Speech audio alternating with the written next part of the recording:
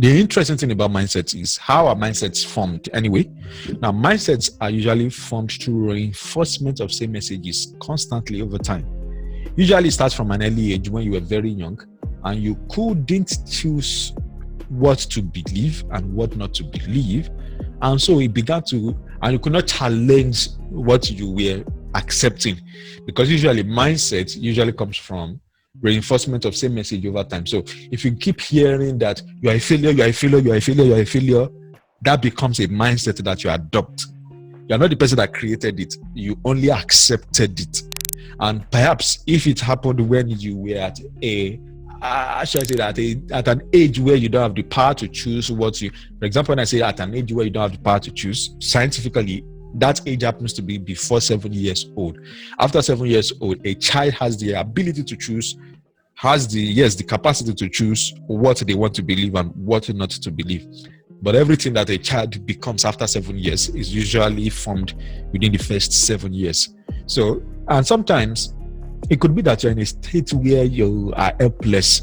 And so that message is reinforced over time.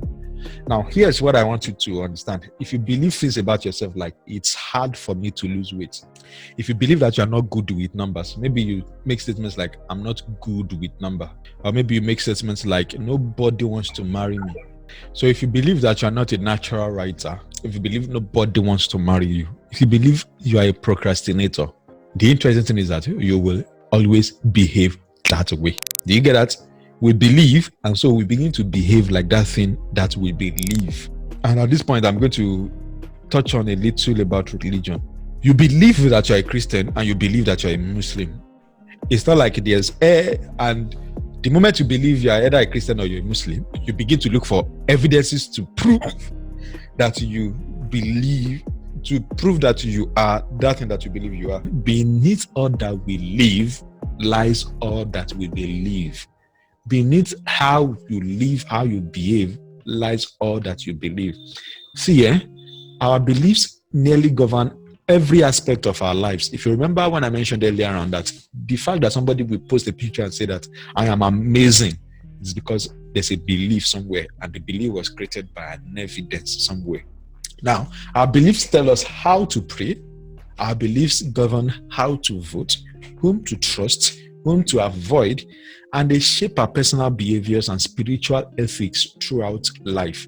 Once our beliefs are established, once it becomes formed, remember I said earlier on that mindset is called mindset because once your mindset is set, it sets every other aspect of your life, right? Now, once your beliefs are formed, once they are established like that, a lot of times we will really go back to challenge their validity. We really go back to challenge how true they are, even when we are faced with contradictory evidence.